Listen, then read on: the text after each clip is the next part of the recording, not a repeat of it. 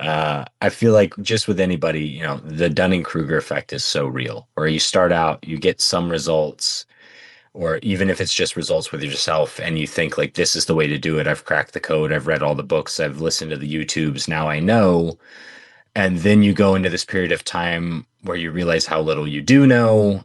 And now I'm kind of, I think, finally coming out of that curve where I feel confident in the knowledge I have, but also confident in the knowledge I don't have. And I've kind of separated the ego from the coaching, where if I don't know something, I'm going to either go find out for the client or I'm going to refer them to someone who does know. Um, and also just being human about it, where like early on in coaching, it was very much as I still try and be very empathetic with clients throughout this entire journey, or, take that level of like mutual respect to the highest degree.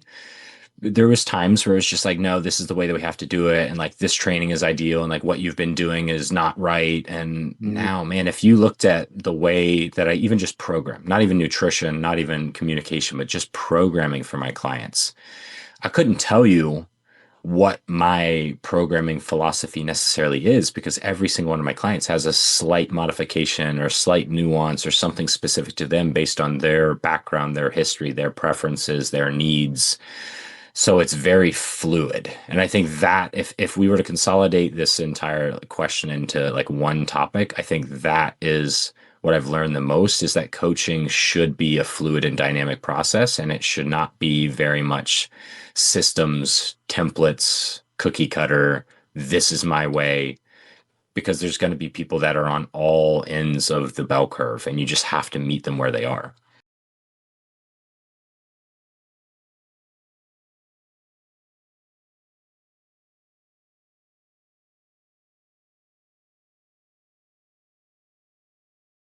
All right.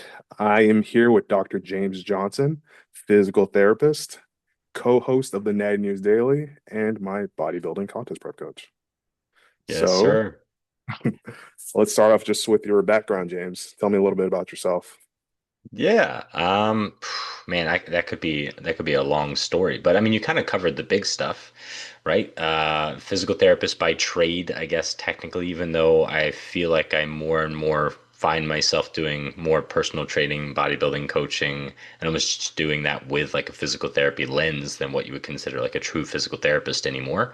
But just athlete my whole life, got into bodybuilding after college. Just that typical story of, the washed up athlete doesn't know what to do with his time, picks a couple different things, wasn't strong enough to be a power lifter, wasn't gymnastic enough to be a CrossFitter, and here I am, right? So just doing the best I can with bodybuilding and passing along to people, and then just rehabbing as well as coaching people along the way. So that's it. And then Natty News as well. It's my life truly is fitness, health, bodybuilding rehab, news and media of bodybuilding. It is all encompassing, which is a little bit stressful at Mhm. times. But yeah, it's what I'm passionate about. It's what's given me my career, and it's what gives me some enthusiasm to train the way that I do. What sport did you start off with, actually, or what sports, if any? Yeah, yeah. So the main sports growing up were baseball and soccer. And then towards the tail end of high school, I decided I wasn't going to play baseball in college, even though I was getting recruited a little bit, and I focused on soccer. So I played soccer all through college, and then actually picked up rugby after college for a short stint, before getting a concussion, dislocating a finger, breaking a nose as a licensed physical therapist, going, probably shouldn't keep doing this and showing up to the clinic like black and blue, like I was in a bar fight the night before. So yeah, that's when bodybuilding took more of a focus. I feel like your neck of the woods is really the only place that people play rugby in the U.S. It's not common. It's not at all. Like, I had no experience with it before. I just, where I got hired with my first job, two of the staff members there played on a team. They recruited me. They're like, "Oh, you're athletic. You can do it."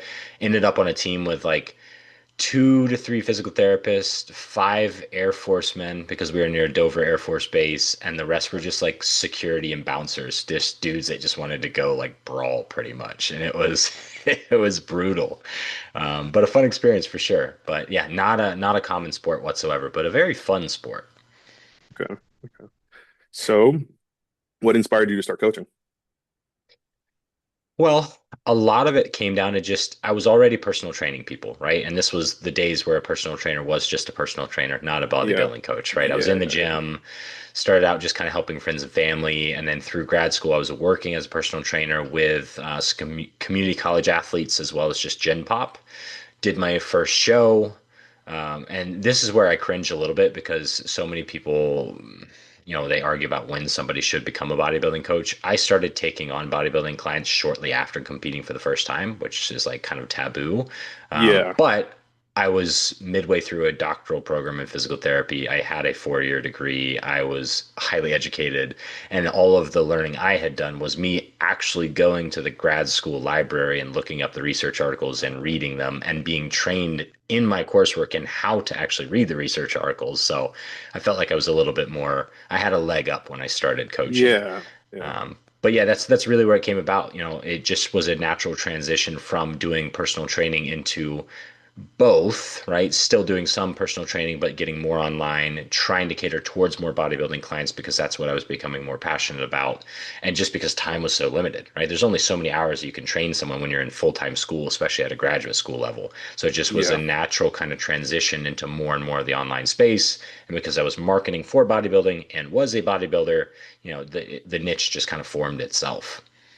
Okay. Let's take a quick step back. So, Mhm. why did you want to be a physical therapist? Like, what drove you in that direction? Yeah, man, that's such a loaded question. I've had discussions with my family about this quite a bit too. Not to sound conceited, but I actually had quite a few options of what I could do. Right, I was a pretty talented student all the way through high school and college. My backup plan actually all through college because I went the traditional route, not a advanced route. And what I mean by that is nowadays you can either go your typical 4-year bachelor program and then transfer or apply into a 3-year doctoral program. Some of those are now two. Or you can go advanced and apply as a high school senior and go into a 3-3 program where if you just maintain a GPA, you're accepted into the grad program from the get go and you just have to kind of go through. Because I wanted to play college soccer, I didn't take that route because they pretty much said, like, that just can't happen. Like, the coursework is so much more consolidated because you have to finish your bachelor's in 3 years to then do your grad program in 3 years, right? So, Mm, all that to say, even into my senior year of college, I was working on a marine biology kind of specialty within my biology program as well as a backup, and I got accepted into master's programs in like marine biology. So if I didn't get into grad school for PT, I was just going to go like do population studies for fish, which I'd actually worked as a summer job multiple times, right? So the reason I ended up doing it was one because I was into sports. Like sports have been my whole life, my entirety of my life, and my entire family's life. I wanted to stick around with some sort of athletic population. I could not envision a future where my life was sitting in a cubicle, which is funny now because I'm an online coach who works at home, and that's exactly what I do. yeah.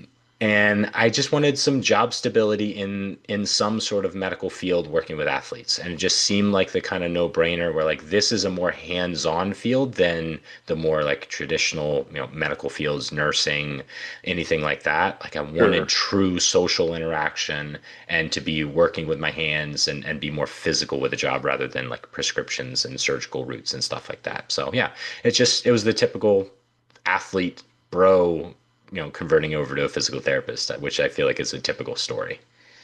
Okay. Yeah. That's fair. Mhm. Uh, so over the years, how's your philosophy changed on coaching? Like from when you started, like I know you competed and hopped into coaching Mhm. to like today, because that's got to be Mhm. a pretty good swing. That's a massive swing. I feel like just with anybody, the Dunning-Kruger effect is so real, where you start out, you get some results, or even if it's just results with yourself, and you think like this is the way to do it. I've cracked the code. I've read all the books. I've listened to the YouTubes. Now I know. And then you go into this period of time where you realize how little you do know. And now I'm kind of, I think, finally coming out of that curve where I feel confident in the knowledge I have, but also confident in the knowledge I don't have. And I've kind of separated the ego from the coaching, where if I don't know something, I'm going to either go find out for the client or I'm going to refer them to someone who does know. And also just being human about it, where like early on in coaching, it was very much, as much as I still try and be very empathetic with clients throughout this entire journey, or take that level of like mutual respect to the highest degree. There was times where it's just like, no, this is the way that we have to do it, and like this training is ideal, and like what you've been doing is not right. And Hmm. now, man, if you looked at the way that I even just program, not even nutrition, not even communication, but just programming for my clients, I couldn't tell you what my programming philosophy necessarily is, because every single one of my clients has a slight modification or slight nuance or something specific to them based on their background, their history, their preferences, their needs.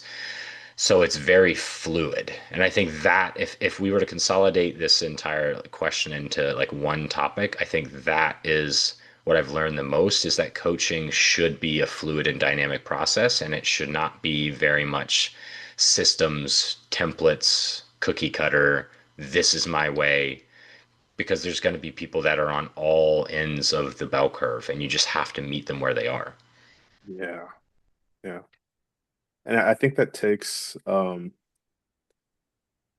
it takes a certain type of person or a certain level of maturity, Hmm. because there's ego involved. I think when it comes to some people who just won't won't work with the client, right? It's like this is Hmm. it and nothing else. But Hmm. I do love to hear that.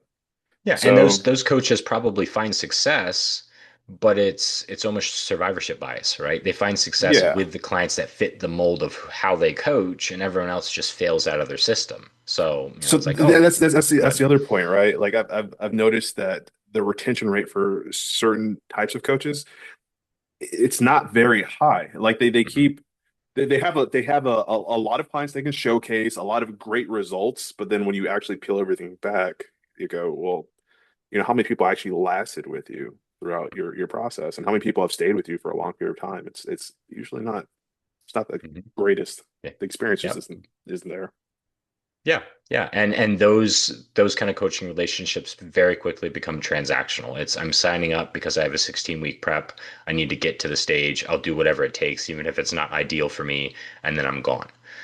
Yeah, Where, I mean, not to brag, but like my average client retention, I think right now is about 2.5 years, right? Like, so that makes it nice for me, but that goes to show that there's these individuals that I'm coaching see some sort of value across the entirety of their programming, in season, off season, maintenance, rehab, all of it, right? So there's a true value that's beyond just let me go get a trophy and slap up some photos, you know?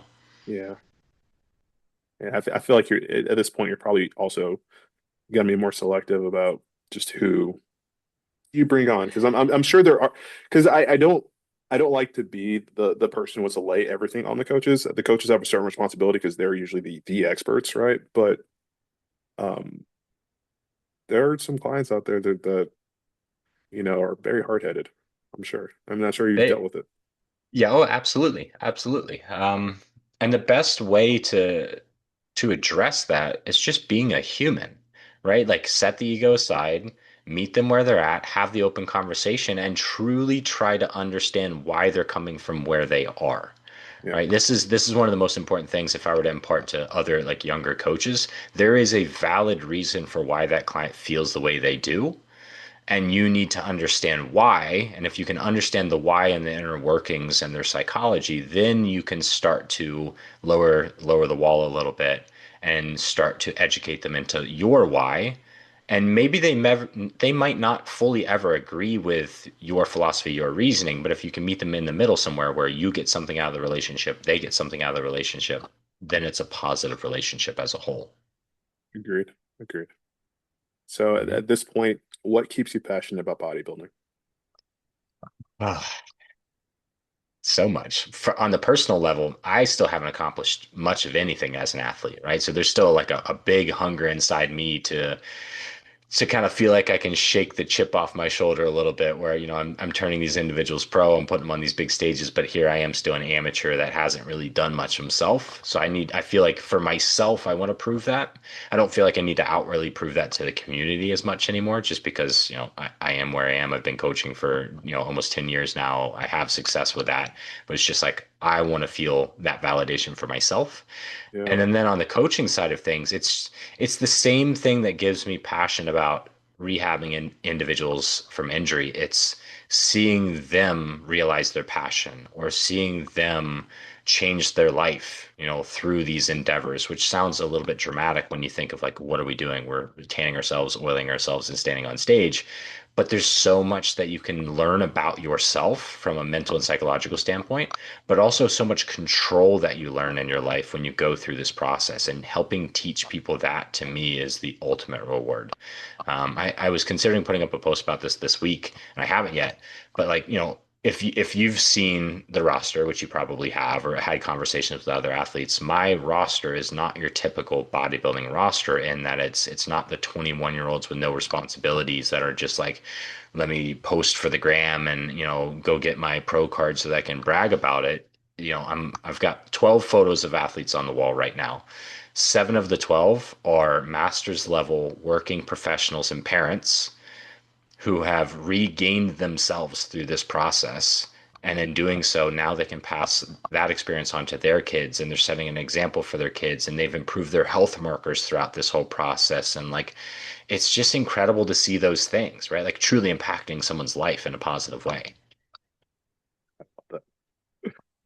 So, specifically for you, what has bodybuilding taught you outside of the gym? Like something in your life. Like what does it improve specifically?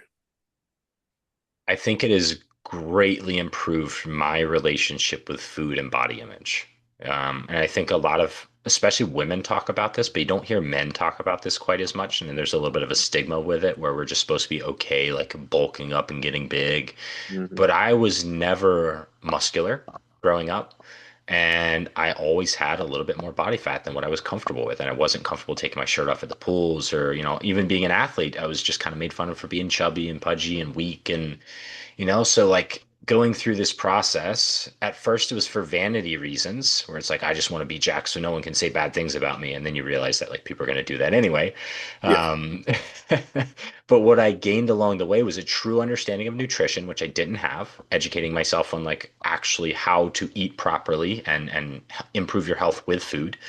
But also, there's less fear about weight in general because once you've gone through a bodybuilding prep and you've seen what it takes to lose 30, 40, 50 pounds, when the scale inevitably starts going back up because it has to, there's not this fear involved, at least with me now, because it's like if I need to, I can always take it back off. I've done it now 5, 6, 7 times, right? Yeah. So it gave me a sense of calm about controlling my weight, what that took, and then now over time being more comfortable with various weights and body compositions than what I was before, and not always seeking to be the leanest version of myself and things like that.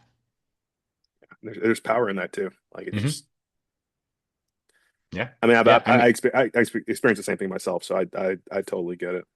Yeah, I mean, think about it. How many people spend their entire lives trying to lose 5 pounds, 10 pounds, and Mhm. they just never are capable of doing it. So every time the scale goes up to or down to, it's this big panic where for someone like you or me or any other, bodybuilder, it's like last year I lost 40 pounds. All right, cool. I can do that again. All I got to do is repeat the process, right?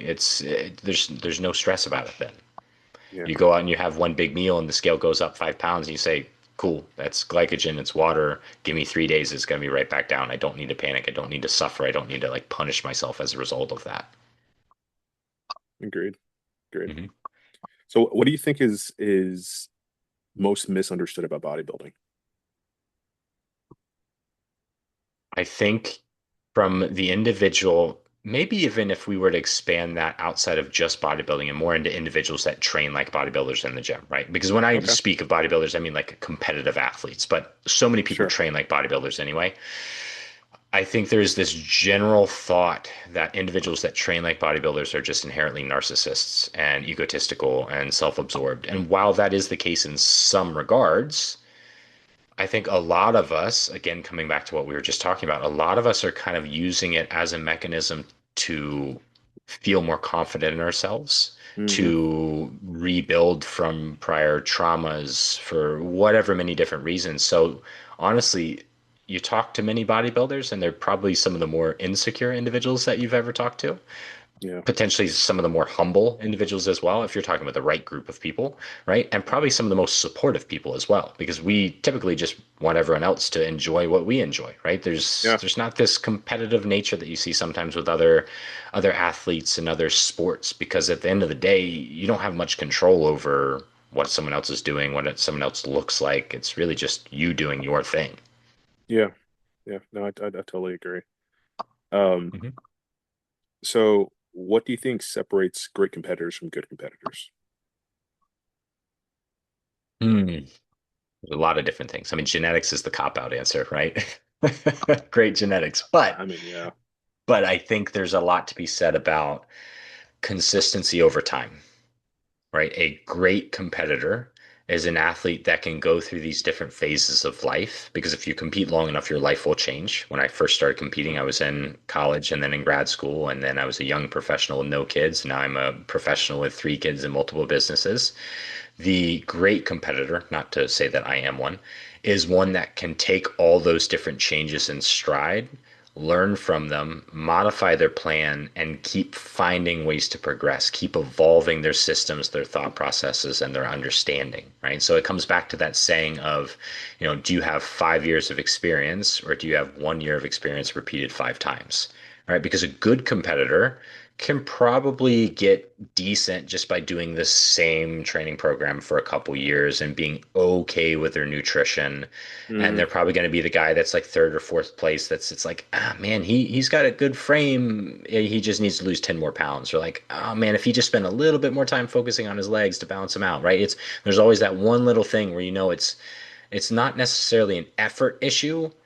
It's a it's a consistency issue mixed with like an understanding and a knowledge issue in my opinion.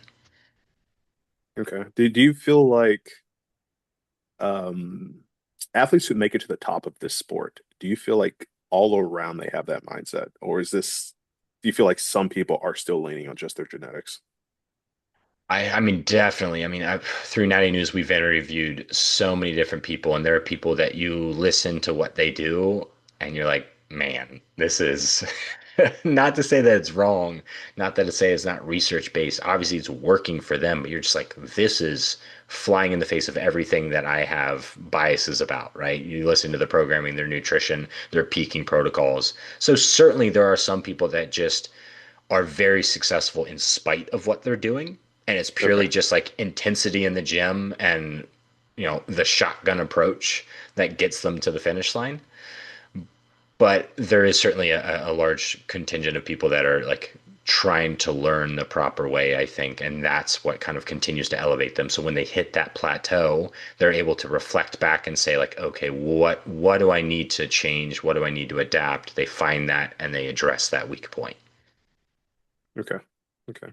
So now I kind of want to, because that was maybe an all-encompassing bodybuilding Mhm. question. So as far as natural bodybuilding, what makes it unique? Like, how are we different from the larger population within bodybuilding? Yeah.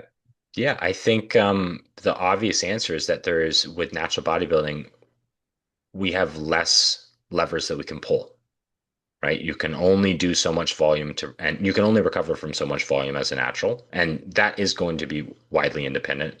But you don't have substances that can improve your recoverability.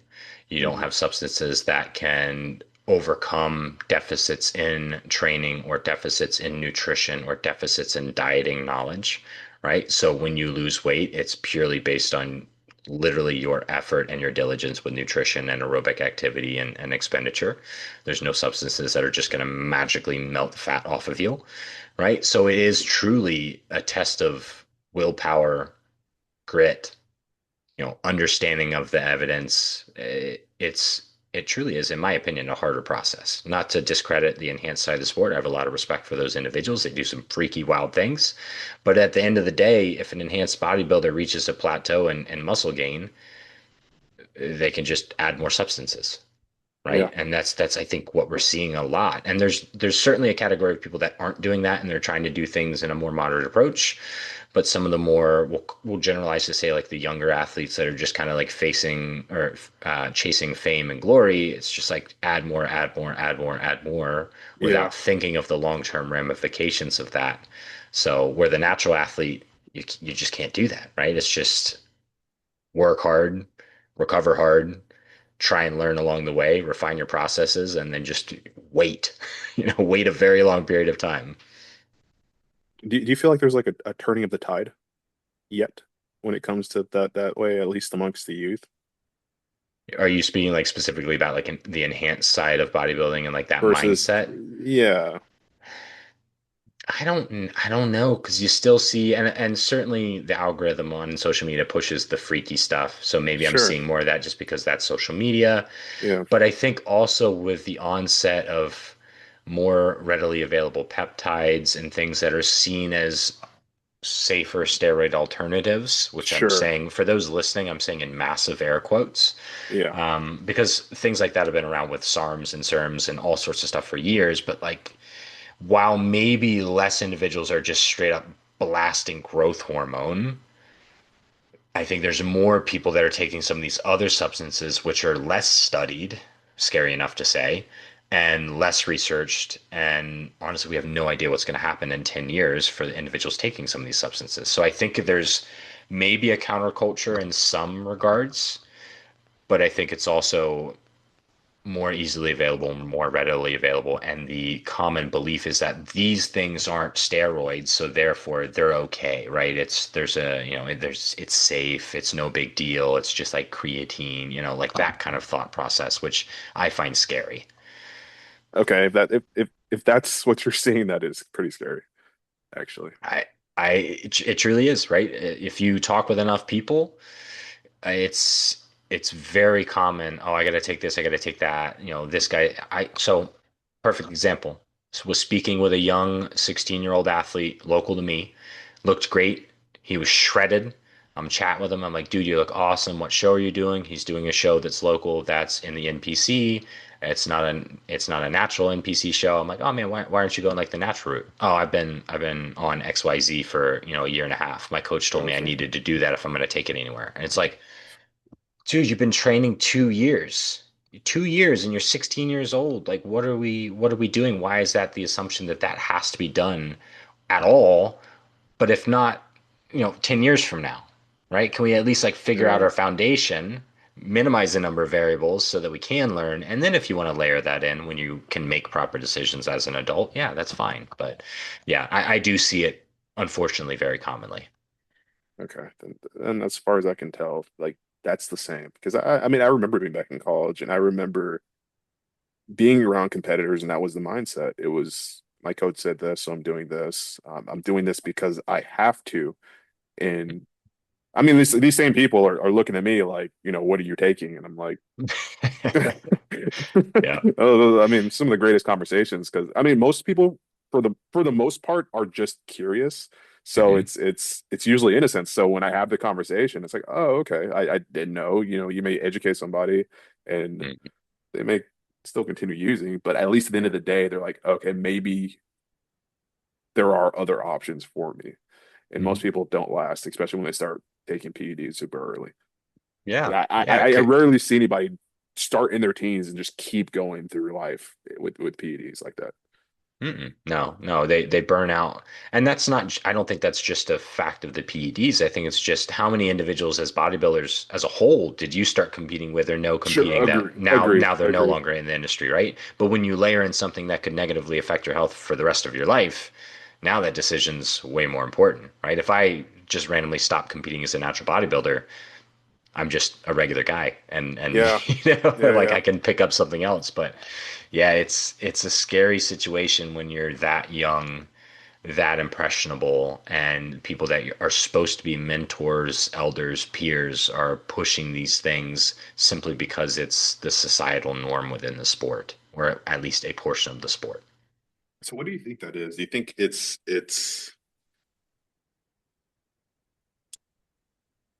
I don't think they're just like horrible people, right? I think somebody did the same thing to them and they just Mm-hmm. it's just Hmm. a constant cycle of pushing this narrative that it's necessary. Um, It, I th I think it's a lot of people that are just trying to find their way. They want to fit in with a group. They see all these successful bodybuilders are doing this. To be successful, I probably also need to do the things they're doing. And I think, again, this is a vast generalization. There probably is a larger subset of those individuals that are starting early that might not have as many other options, yeah, yeah. right? Where it's just Or they like feel like this. they do, or they Yes, feel like they don't, correct. right? Yeah, yeah, Correct. It's like this is my shot to make it big, to make a name for myself, to do something with my life, to chase some glory, to have financial stability. When at the end of the day, we both know that, even though you see these big paychecks, it's one out of, 50 bodybuilders that ever gets a payday from any of this, right? yeah, So you're chasing that dream, which I'll never criticize anybody for chasing their dream. It's just, is there a better way to do it? Right? yeah. I think social media has like started to push that super, super heavy. Um, Hmm. yeah, I think that this, yeah, well, And we could probably get into a whole discussion on like the cultural norms within the US, and maybe that's part of the pressure itself with like the way that we live and other societies prioritizing like longevity and health a little bit better than we do, right? Because, so if you want to compare even just the popularity of natural bodybuilding in North America versus the popularity in a lot of Asiatic countries, sure. I mean, WMBF Taiwan, I'll throw that out. Like 200 plus, I think they were close to like 300 athletes in their show last year, something like that. It's obscene. It's crazy.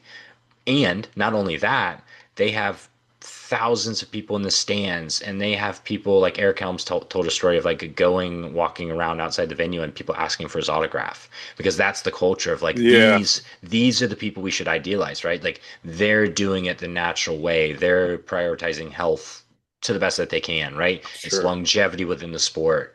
Where in the US, it's like, how do I get as big as possible, as fast as possible, and be as freaky as possible, right? And we kind of chase the big dream, right? You're in Texas, everything's bigger in Texas, right? Sure. Yeah. But I'm wondering, I don't know if it's just a culture thing. I really think it was options, Yeah, right? Like yeah, natural bodybuilding in the US is just, there's so many other things to do. It just gets left behind. It's like if you're going to be a bodybuilder, again, Texas, you're going to be a bodybuilder. Right? yeah.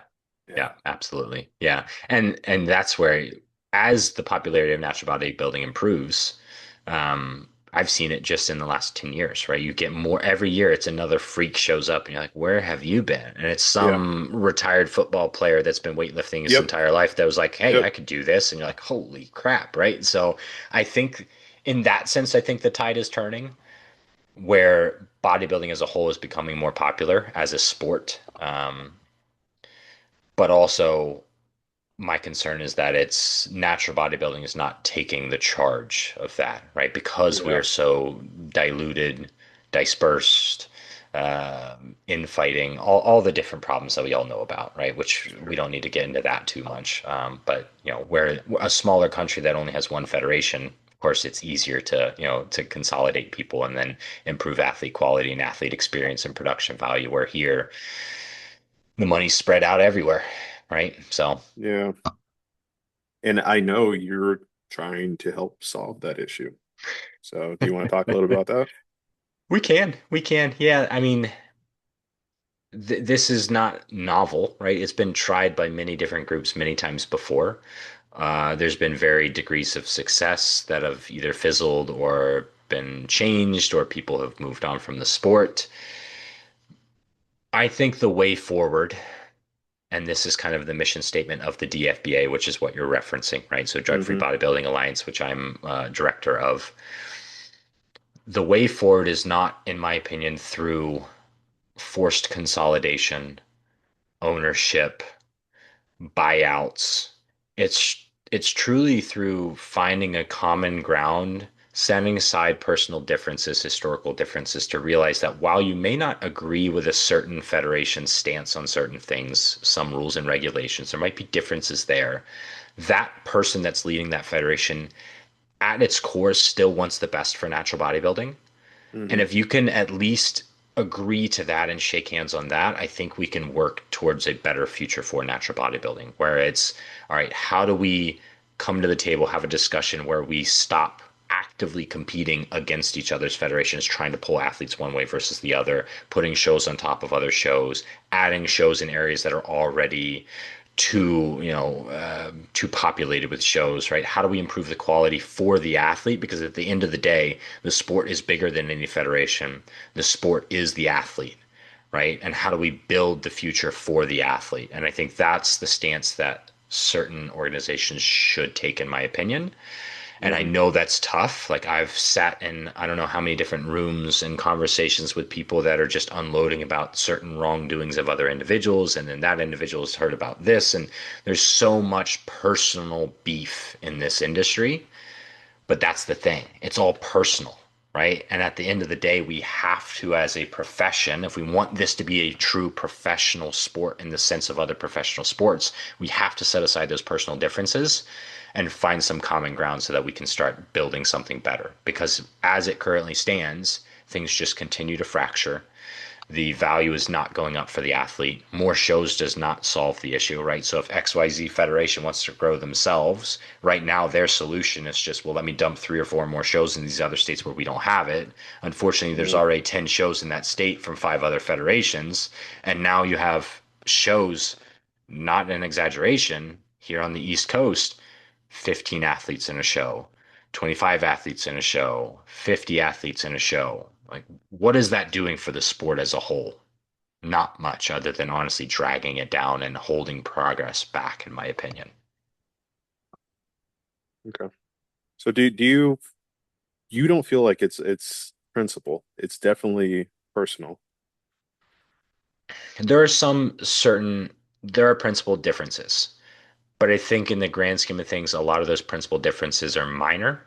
Okay. Debates over, how long somebody should be drug free. We know there's a certain organization, 10 years is their stance. And I think the longer that we can successfully claim that, the better. I'm all for high quality of standard in testing, high integrity, right? Like, all for it. But if we're beefing about the difference of 7 years and 5 years, what's the difference there, right? Like, oh, Yeah. this federation's less, they have less integrity because they say 5 years and we say seven. Like, are we even truly able to test for those differences, right? Probably not. Or this federation has this judging criteria and this category, and I don't like that category, and well, we're purists. And at the end of the day, if the athlete wants to compete in a category, it's about the athlete again, right? So like, what are we bickering about these little things for? So yes, there is some principal difference, but I think the big picture, most of the true natural federations want a high quality of standard for testing. They want to give a good production value for the athlete. And at the end of the day, those are kind of the two biggest things anyway, right? Like truly making sure natural bodybuilding is natural and putting on a good platform so that the athlete has a great experience and is in a professional environment. Totally agree. Totally agree. So, okay. So what excites you about the current state of natural bodybuilding? This is good. I'd rather this question than the opposite, right? Because too often I Yeah. feel like I end up in these conversations that end up pessimistic or cynical. Yeah, yeah, we don't take Um, that route.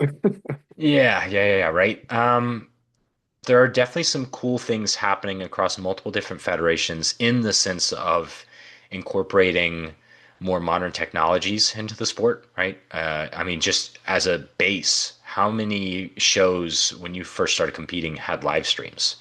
It wasn't really even a thing. But now it's more common where I can tune into a show over in the UK and watch those athletes compete and see what that show looks like and gain exposure to that, right? So Hmm. those little things are really cool to see from an athlete perspective, but also for the fans, right? Because if we truly want to grow the sport, we need more people to see it. We need eyes on it. And that can't always just be the local population within 5 miles, right? So Yeah. small advances in technology from that aspect of things. I think there's certain regions where more money is actually being invested into it. You're seeing some prize pools go up, but also just like actual true sponsorship of natural athletes in the traditional sense of sponsorship, not just like affiliate codes. Um, Hmm. and I think there's some cool projects in the works or groups that are working on projects to create more legitimacy and public perception of it via documentaries, via even if it's just like so like even the Iron Culture documentary that they did, which was more just like strength sport and physique sport as a whole. Those Hmm. kind of things I see as propelling the sport forward because it is putting more eyes on it and in a professional sense, right? Like more people Yeah. see it, they see it as it's not this backyard thing in high school. It's this big production. It's cool. I want to go see that. And yeah, I think those things are helping for sure. Okay. Okay. And where do you think the sport is headed within the next 5 to 10 years specifically? Like, do you see I don't want to say like Olympia level, but There would just have, I try and be a realist. mhm. Unless there is a dramatic shift that comes from the top that works towards kind of what I was speaking about with not unity in the sense, but collaboration, I think it's going to be hard pressed to reach that standard because that standard requires massive corporate sponsorship.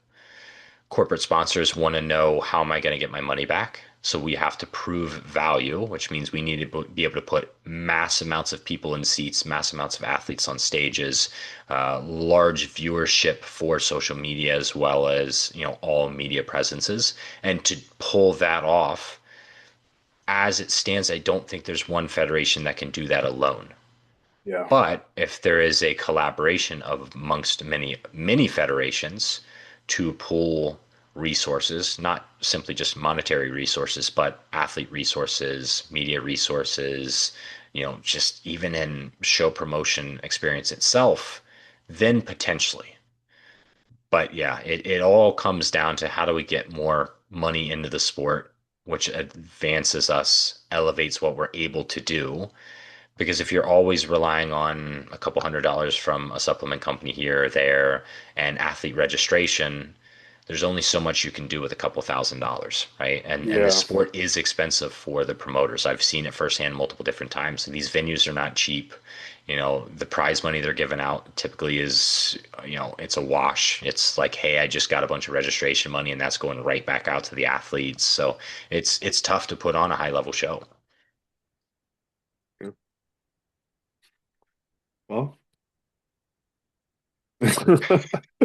not much else to say there. Like I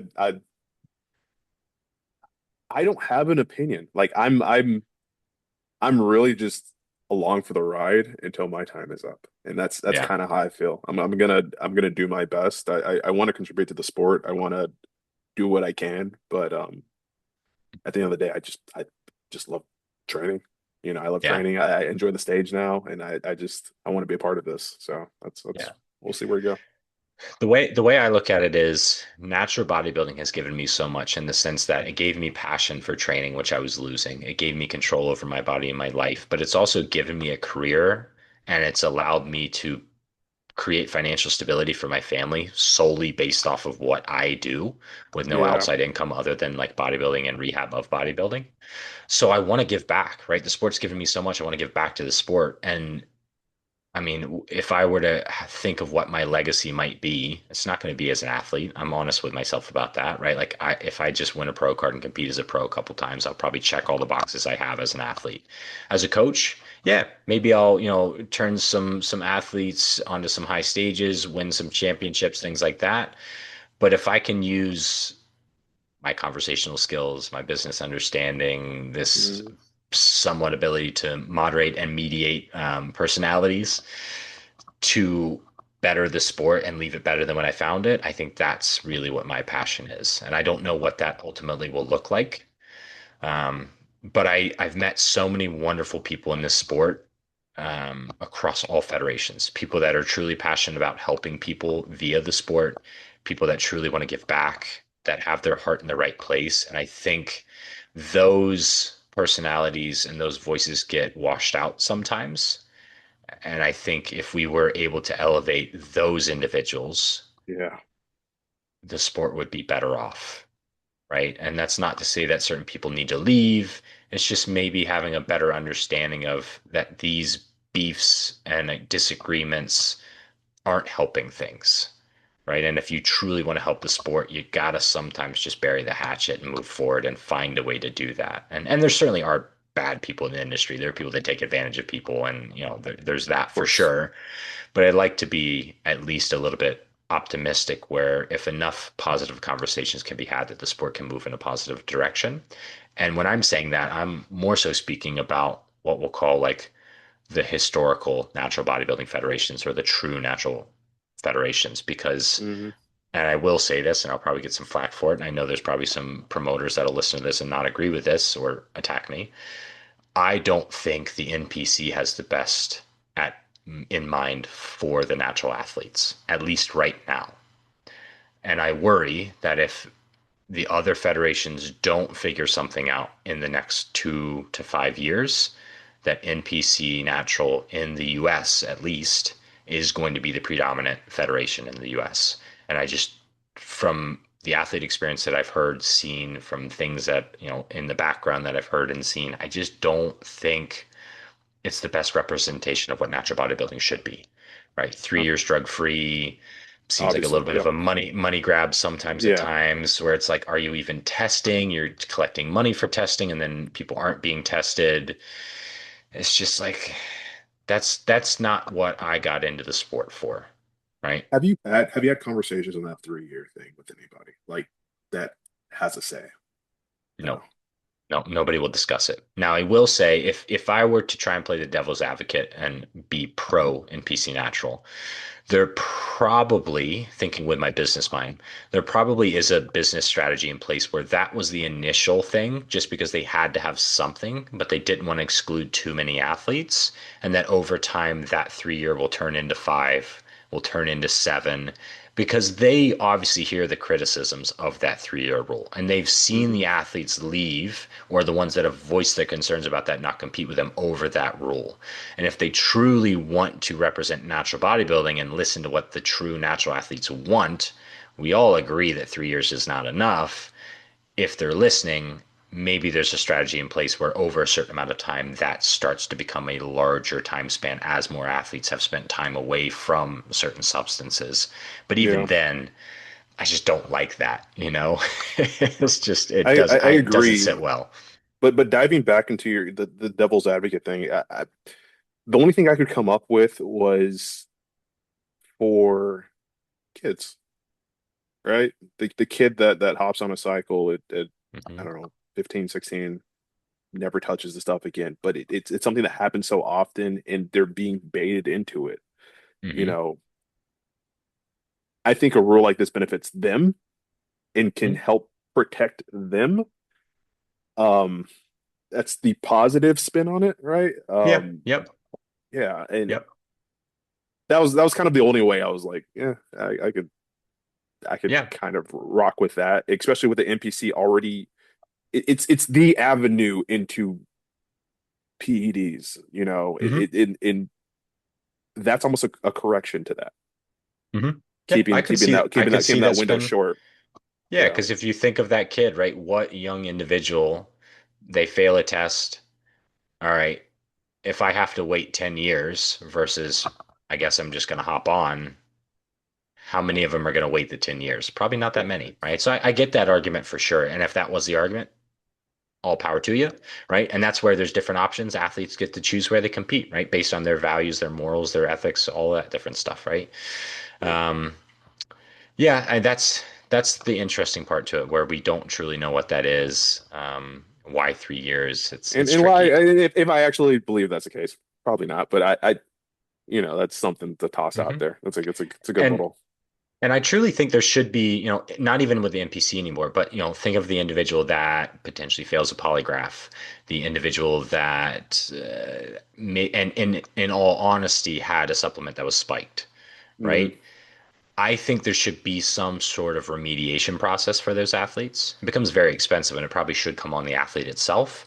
But say, for example, right, somebody fails a polygraph for something, a peptide or something like that, right? There's no way necessarily to test for it and prove it right now, So we say like, okay, you can't compete this year, and if you want to continue to compete with us, we're going to give you an option to do that, but you have to agree to quarterly drug tests for the next year, Hmm. or whatever it is, something where we can stay on top of you, very much like the MMA UFC athletes, Yeah, right? that's yeah, yep, yep, Yeah, yeah, where it's like we have to watch this, and it probably shouldn't be on the federation to do that because financial implications of that, especially at the amateur side of things. But for like now, if the yeah, if yeah, the athlete is willing to pay for those tests and go by this criteria and this standard, can they prove that like, no, I'm willing to do this the right way, and this was a fluke, this was an accident, this was an error, right? yeah, I think there should be a way back in because I hate to see you fail a poly, now you're banned for life. I mean, oh, come on, guys. Like, I agree yeah, that there should be some sort of screen, but we're banning people for life over tests that could be a false positive.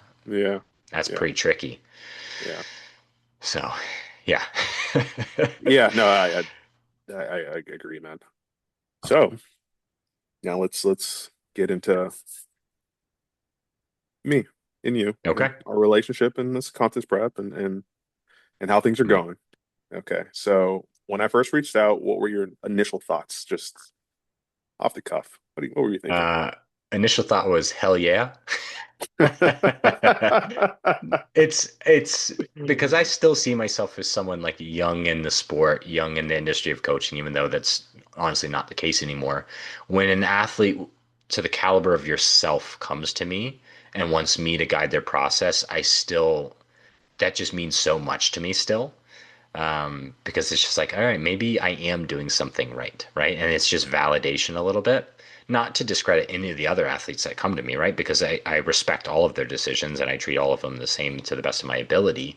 But it's it's fun working with someone who you've one met personally, seen compete before, and two, let's be honest, you have a very high potential within the sport. So for me to get to guide that process and see it firsthand, not as an observer now, but have my hands on the reins, it's fun. It's fun for me as a coach for sure. Yeah, yeah. No, I mean, there were nothing but high praises. I was able to dig. Well, of course, once I found out you were a coach, I mean, I honestly, I mean, it's that you weren't doing the best job of promoting yourself as a coach. I know. I Just to know. say, and to be fair, you you don't need to. I think in this sport, it's okay to go slow. It's Hmm. okay to build slowly. It's okay to to love your craft and just Hmm. take your time getting there. There's so many people that are getting into this to scale their coaching business, and it's a weird thing to see. I get it from for a lot of service-based businesses, but not when you're dealing with like human lives at this level. It's an odd thing for me. Yeah. So just to give you a little bit of background, I come from like a medical family. My dad was an MD, my mom's a nurse, Hmm. and like my mentality when it comes to all of this is like very different than a lot of people I've conversated with over my life in bodybuilding, especially from the PD aspect. Just the idea of hopping on to play a sport is like was a weird concept for me, especially coming from an African family. Like it's like, is this gonna make you smarter and you do better in school? It's like no. Like why? It's like it doesn't it is there's no Yeah. useful, you know, There's a reasoning. disconnect there for sure. Yeah. Yeah. Yeah, yeah. Absolutely. It took a long time for me to even like start to understand people in that way. And once I did, I was like, oh, okay, yeah, I get it. I know where this comes from now. But yeah, it was just it was an odd thing for me for a long time. Hmm. Uh, but yeah, that Yeah. was just I joke around with people, coming back to the coaching. I'm the most successful coach you've never heard of. And I kind of like that, right? Because so I put 10 athletes on stage last year. Seven of the 10 turned pro. And of the other three, two were already pros. Put multiple people on international stages in the top two, top three, top five. And nobody knows who I am as a coach. And it's fine because then there's no pressure, right? I just get to do yeah, what I yeah, do. Um, and I'm fine with that because, like we talked about, client retention is so high that I don't. I don't have churn. I don't need 30 new clients every single year. Most of these athletes have been with me for years and years, and they're planning like a 2028 competition season. So, I've got, for if you want to talk numbers, I know coaches personally that have 100, 115, 120 athletes on their roster. That would kill me. I hear I, about it. I can't even, I don't understand it. I don't know how you do it. Like you're either suffering or doing a horrible job. Mhm.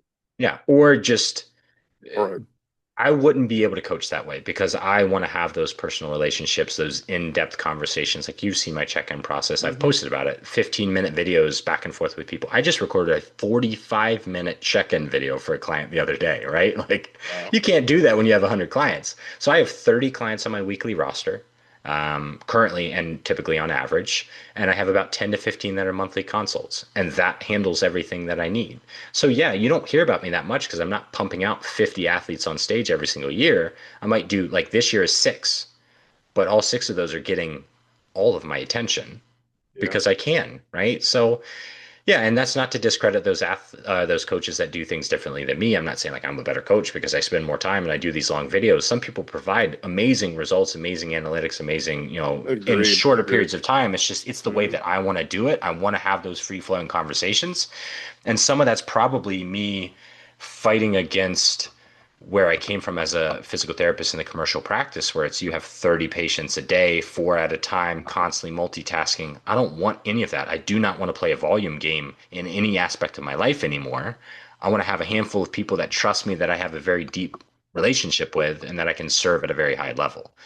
And I think if more coaches took that mindset, they probably would enjoy life a little bit more. Yeah. Yeah. No, I agree with that. Mhm. So, well, so far, how has prep gone? I think, and you can disagree with me if you want, I think it's been very smooth up until, and I wouldn't say it's not smooth now, but up until the last 2 weeks, I think it was very just smooth sailing. You kind of came in, you had cleaned up a little bit, you had some parameters in place, which I agreed with, so I didn't have to overhaul your entire system.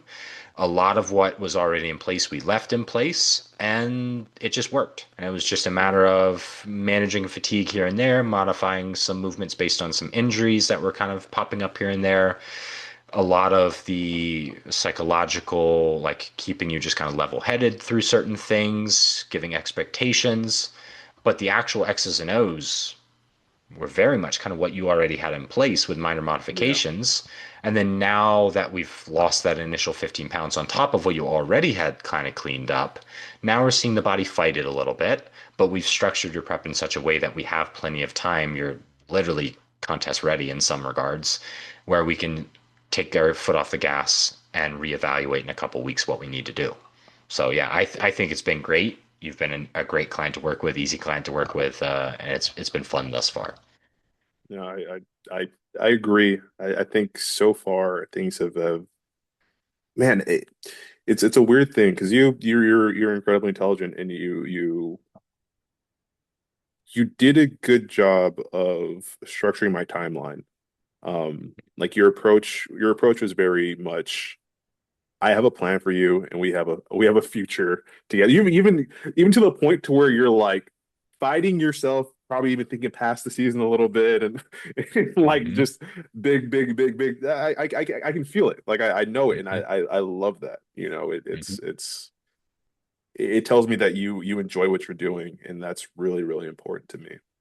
Hmm. Um yeah, so as far as any surprises so far, um have there been anything that's stuck out to you, something that you've seen in the way my body's processing and I maybe wouldn't my look necess- or anything? Yeah. I would just say how quickly your like anterior front poses cleaned up, right? It was almost like we were good, we were good, we were good, and then 1 week hit, and you're like, oh, dude's upper body is like peeled now, right? Yeah. And that's where it's cool, it's fun, but also it's like, okay, we got to be a little careful here, right? Yeah. Because some coaches are going to be like, awesome, let's just go even harder and get you even more shredded.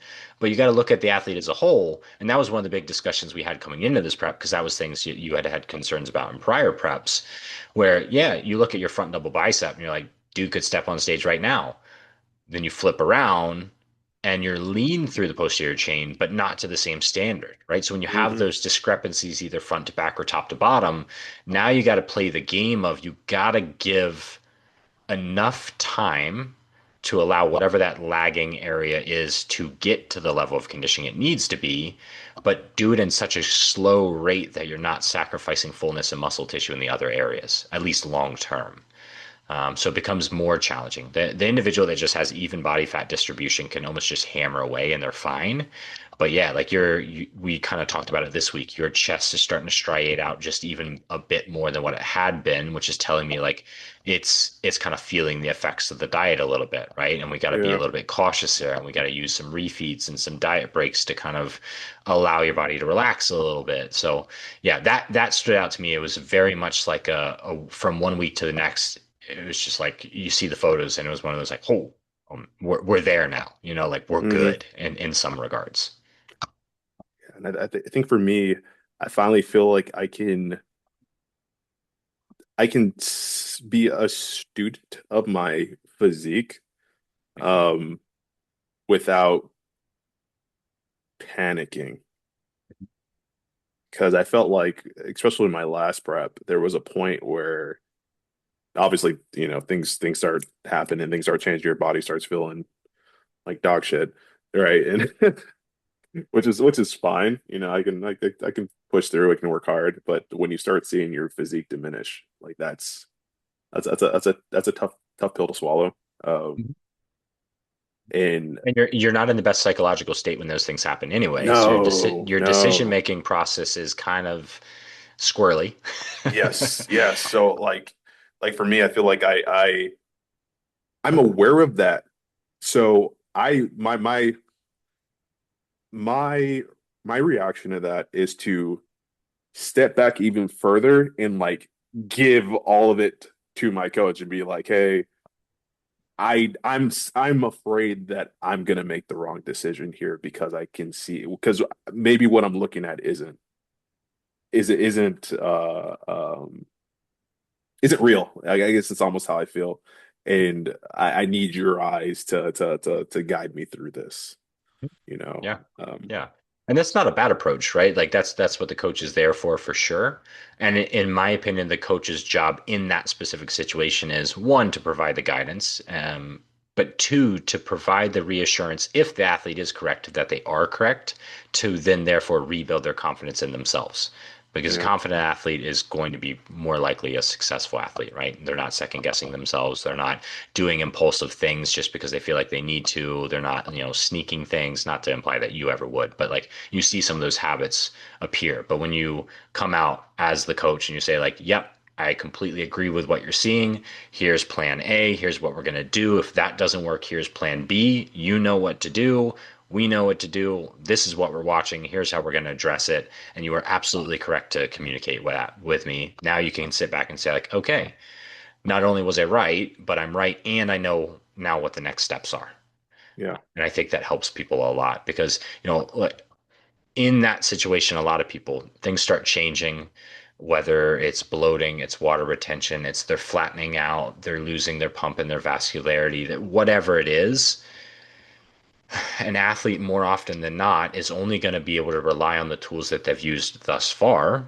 hmm, So stuff's getting hard. My physique is looking worse instead of better. But historically, if I just did more cardio and took more food away, things looked better. Therefore, one plus one is two, and I now must just sure, do more cardio and hmm, take more food away. When more often than not, the answer is like, you got to do the opposite, right? Like what I could talk about, like Sarah, right? Sarah Ose, one of my hmm, athletes last prep sent me photos. She was looking, I mean, she competed twice. She was looking amazing on like a Saturday, and I get photos on Monday, and it looks like she's midway through an off season. And she's like, I don't know what happened. I'm freaking out. And I couldn't just be like, I'm freaking out too, because I was. yeah, Um, yeah, And her and I know her instincts, and she is someone who historically has just crushed cardio the entirety of her prep. And that's what she was like. I got to get this water off. I got to do more cardio, pull my food. I'm not going to eat anything. And I'm like, no, like this is a stress response. You do that, you're going to drive that stress response higher. You're not doing any cardio. Your steps are coming down. Here's like a 3 day refeed. Like here's some anti-inflammatory management. And some other like alternative fun stuff we did. But it's like the exact opposite of what the athlete wants to do. And it's scary to do that. It's scary when you're deep into a prep on peak week for her, but even like 3, 4 weeks out, when your coach is like, actually don't do cardio and eat a bunch of food, you're like, I can't do that. But it's sometimes the best thing to do. And that's where you need the objectivity of a coach at times. Yeah, no, totally agree. And I feel like where I am today, I have more confidence in myself and I have confidence in you, which makes for a very good combination. Now, obviously, Hmm. we'll get to this prep and we'll see how see how that goes overall, right? Maybe Hmm. I'm full of it or vice versa, whatever. We'll Hmm. figure that out when we get there. But I'm pretty confident. Hmm. Yeah, As you should be. it feels good. Yeah, I So, mean, yes, you've had weeks where hunger was a little bit high. You've had weeks where you've had some GI distress. You've had weeks where fatigue climbed. But so much of that, I think, is also correlated with the things outside of bodybuilding, right? yeah, Which we don't have as much control over. And that's where we build these larger timelines because life is going to happen, right? So if it were a week where I got to push you harder and you're having issues at home or at work or you're not sleeping well or whatever, it's just going to compound on the issues we're having. Where say we don't lose the amount of weight that we're supposed to on a week because of all these other factors that are happening, if the timeline's built in such a way where it's like, all right, that's fine because we still have buffer built in. You don't have to panic and drive that stress response higher and cause, all these other issues for the athlete. You can wait it out and be patient. I think patience in a prep is probably one of the most important things for coach and client, right? yeah, Not making the knee jerk reaction where it's like my weight stalled for 3 days. I got to add more cardio. I got to drop more food. It's like, just wait, right? Your weight is stalling, but also you're telling me that you haven't slept well in 3 days. You haven't gone to the bathroom in 2 days. You got fired from your job, right? Something is happening physiologically that's causing you to not lose the weight on the scale today, but in 3 or 4 days, it'll show through. yeah. No, that makes sense. Yeah. Hmm. So let's dig into show selection Yes. for my specific season. So when I came to you and told you I wanted to add the two extra shows, what were your initial thoughts? Like really, before you hopped on the voice note. Yeah, yeah. So I had to sit and distill that for a bit. So for reference for those listening, you've got a large string of shows spread out over first one's in August, last one's in November. It's a relatively large window, especially with an athlete that we know we have prior concerns of flattening out and going too hard into a diet. So the entire like theme of the prep is maintenance of fullness and density. So when you start staying too depleted for too long, there are concerns with that. Yeah, Um, the way that you have your mindset approaching these shows, I think, is the best way, though. And I think that's what makes it viable. Where you're going into these first two shows knowing intentionally we're not anywhere near 100%, even though I think we're actually closer than what we planned on being. One of which being because you want to support a federation and the people there, which I completely am all for, right? Like I love when athletes do that. Like I'm going to the show because I want to support this promoter. He's a good person. He puts, yeah, great. That's what we need more of. Going into that show and then now the addition of the other first show for the other federation with the idea that like they're not warm-up shows, but we're not putting pressure on them and we're also not changing our timeline for those. So it is kind of yeah, just like we're going to be what we're going to be and we're not going to let them disrupt the big picture stuff that's towards the tail end of the season, which is the priority. yeah, Because at the end of the day, that far out, if we're not doing anything crazy with peaking, which we won't be, and we're not trying to be 100%, it shouldn't be that stressful on your body, right? Really, that show day should end up being somewhat like a refeed day. with just some additional posing. So you're going to have some soreness probably the next day because you were holding your poses longer than what you have been. You're going to be a Yeah. little bit depleted that next day. Maybe we hit a second refeed the day after, and then it's like back to business, no problem, and you're going to be okay.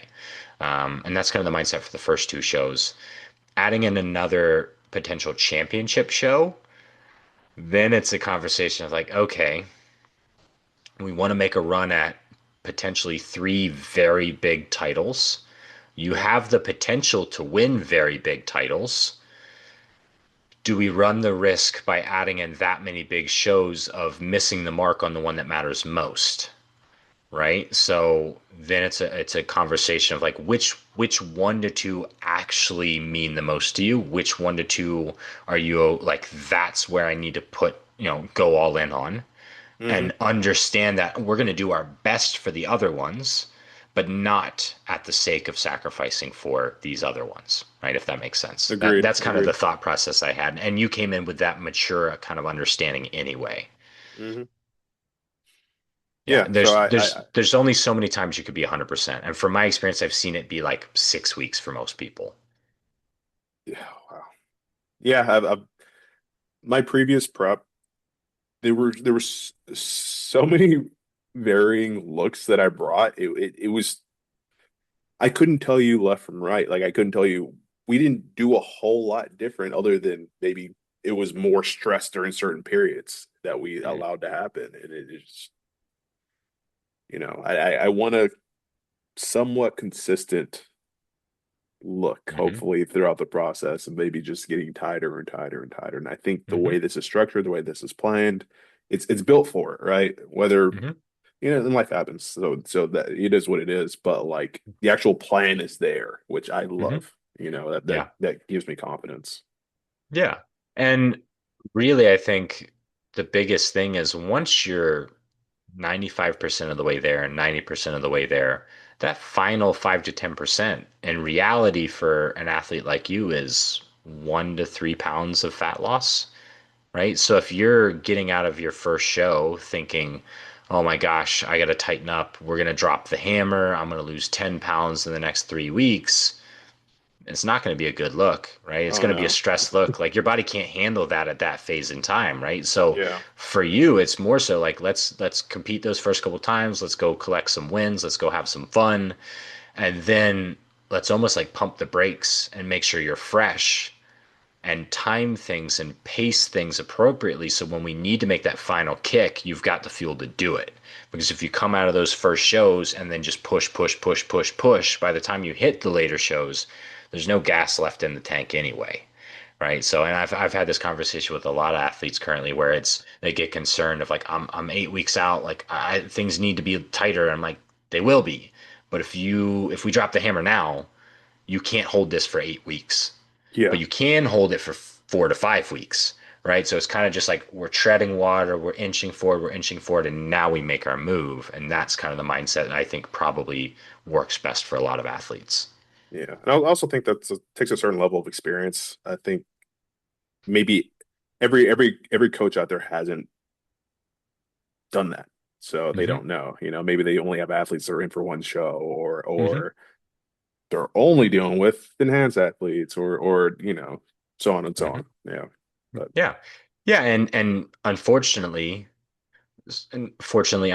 however you want to view it, there's a lot of athletes that come in just not anywhere near the conditioning they should be starting a prep in. So on that coach, like yeah. they don't have the time to take diet breaks and refeeds and Yeah. Yeah. pause Yeah. things. Yeah. It's like, Hmm. okay, you want to lose 40 pounds in this prep, like you should have started 20 weeks ago. I guess we're gonna do it, right? Where when an athlete like you or most of my athletes come in, when I work for them long enough, when they start their prep, they got 15 pounds to lose. They got 20 pounds to lose. Like, it's like, yeah, we can structure this. And I know the general timeline that most people need for that based on where they're starting and, their show Hmm. selection. But yeah, it's tough. But that's just the nature of the sport sometimes, right? Young coaches or just coaches in general, sometimes they're just going to take whoever they can take. They need to for financial reasons or they want to or whatever it is. And sometimes it gets a little bit messy. Yeah. Yeah. But it sounds like a fun challenge, to be honest. It can be. It can be at Yeah. times. It always be very stressful. But in that situation, right, when that athlete's coming in like way out of shape, you just got to be upfront and transparent from the get-go. Oh Like, yeah. Oh this yeah. is No, not for, yeah, that's not the challenge I was talking about. I was yeah, talking okay. about just this. The pacing of it all, yeah. Yeah, You yeah, get you yeah, get you get practice with it, right? And if you've noticed, the exact timelines, parameters, and plans that we have now are not what we started with, yeah. right? And a lot of athletes see that. I'll have these things built out, like from the start point to all the way through the finish point, on a weekly basis. Here's your weight goal. Here's the phase that we're doing. Here's the, intended goal for this mesocycle. And then things change and it's slight modifications, but there's always ongoing communication about why things are changing, why I maybe have like modified my thoughts on a certain thing based on the context of where your physique's at, so that even when things are moving, there is still some base foundation that we're building from. Okay. Yeah. Okay. Now let's move away from from my contest prep and into the sport in general and how we grow this sport. Yes. So Yeah. we've talked about how what natural bodybuilding is doing really well, how to improve it. Like, what do you think we're overlooking as a sport? What is something that specific that we're missing in order to help propel it forward? Oh, this is a good question. Um, I think we're so if we think purely, I'll come back to sponsorships. How many promoters, when they think of finding sponsorship money for their show, go to the same clothing company, supplement company, local gym, and that's where it ends. And they collect a couple $100s, which pays for some of the medals, and that's it. I really think as a sport, we don't do well with innovation and thinking outside the box to shoot for some of these big sponsorship opportunities or attempt for some of these grand things. Prime example of this. North America hasn't done this yet. ICN in Australia did their World's Games. They, some individual within the ICN, had the confidence to go to their government, their federal government, and request grant money for their event because it's progressing natural sport within the country and Hmm. longevity and health concepts, and it's kind of like their their FDA or their whatever, right, their health agency, and they got large quantities of grant money from the government to subsidize their show, right? Like that is when I heard that, it like blew my mind. I'm like, holy, why aren't we doing these things, right? Why aren't we thinking outside the box to see? And it's not just about the money; it's about what we can do with the money, right? Like I'm not just like, oh, I need all this money, Yeah, yeah, but yeah. if I can now put on, a true build a documentary around this show, put out like $10,000 prize pools instead of $1,000 prize pools, right? Like actually give things to the athletes that enhances their experience. That helps the sport because it shows other promoters what can be done. And now there's a bar that they need to reach. It helps the athletes because obviously it gives them a great experience. And then it helps whatever that show or federation is because now you've turned all the eyes on you and athletes want to go to that show, right? So innovation just in general is lacking within natural bodybuilding. We've done the same things over and over. It's the same backdrop, it's the same pop up, it's the same trophies in the same halls, in the same high schools. Hmm. Hmm. What are we doing, right? We need to make it a spectacle. And I've seen that happen in some European shows, and it again blew my mind. PNBA European Championships. Natty News Daily was invited over to Denmark. They had LCD screen across the entire backstage. When the athletes came out, the curtains closed. The athletes were in their spot, the curtains open. Just that extra drama to it. I was like, all right, that's a cool touch. Massive screens on the side. There was never downtime. For the fans sitting there, there was never a quiet time in that theater. There was never downtime in the theater. If the athletes were behind the curtain getting into their spot, there was either me on the mic talking, the MC was talking about something and like razzing them up and cheering and all, having fun with it, not just like talking. Or on these screens, they had legitimate 30 to 60-second like comedic advertisements for all the sponsors. And it was like It was amazing. It was the best thing I've ever seen. And it's those are simple things in any other industry, but we get our tunnel vision on and just say, like, this is the way I've done it. This is the way I always will do it. And it's a Hmm. good show. Can we take a good show and make it great though? Like that's my question. Interesting. So I've seen some of like these Asian shows online that have been killing it with production, and I'm like, Hmm. I get it. There's expenses involved, but man, they brought something Hmm. like that here. It'd be Hmm. incredible. The lightning backgrounds, the smoke goes Mm-hmm. off as the athlete Mm-hmm. comes out. Like it's amazing. It's amazing. We need more of that. And I know that takes money, and that's where in the US, because of the landscape of things, consolidating that much money into one show is very challenging. Yeah. And again, that's where I think it needs to change, not just for any one federation, but because if it doesn't change, somebody eventually, some large federation, which does have money, is going to do those things. And then we're Yes. all just, you're shit out of luck at that point. Yeah. But there's one particular show this year of all years that I thought was going to do something like that. Yeah. As far as go chasing down the grant and doing all that good stuff, but I don't know what happened there. But or Yeah. if something is going on, or if there's more plans, or we'll or if you have any insight on that. I don't have any insight on it. No, we Okay. can, we can talk off air more on that. Okay. Yeah. All right. So now I want to dig into business. Okay. So I know we've had discussions about my Muscle Connect and what I was starting and the reason I started it and what I'm trying to build here. Hmm. So I took a step back from my approach. It's concept is still the same, but I'm based on the feedback that I've gotten, I'm reevaluating how I want to do this because it won't make sense for me to do this alone, number one, Hmm. right? Hmm. Um, Especially doing it the way that I want to do it. So just to kind of go over what it is that this is, right? My Must Connect, it's a transparency app for coaches and clients to help inform clients and help them make better decisions in their hiring process. Okay. So me controlling all this doesn't make a whole lot of sense. So one thing that I've looked into is building like an advisory board. Hmm. So a lot of this year with the amount of shows I'm competing in is just being able to have more conversations, meet more people, and Hmm. build that network. Um,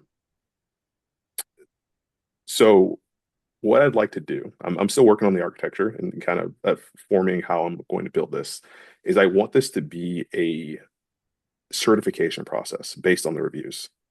So there's going to be levels based on the amount of reviews you have and your ratings.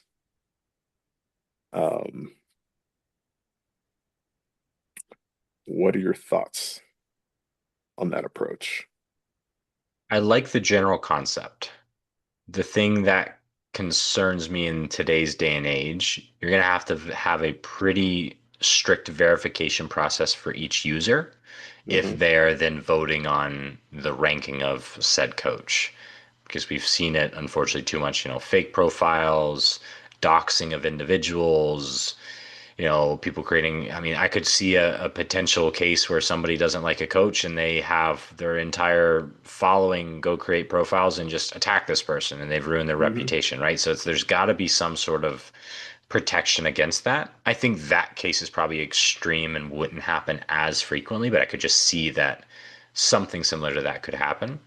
But in general, I'm always an advocate for advisory boards, board of directors, things of that nature, because when it comes to a lot of these different things, whether it's your business, federations as a whole, and natural bodybuilding, if it always comes down to one person's say, it's not a representative democracy, right? And Yeah. therefore, the athletes don't have a say, right? And to me, the athletes, the promoters, those people are the sport. They should always be able to vote and have a say and shape the sport, right? Not be at the will of one individual who purchased a federation or created a federation 15 years ago, right? So, yeah, I'm always a fan of some sort of dispersion of like governmental responsibilities and all that kind of stuff.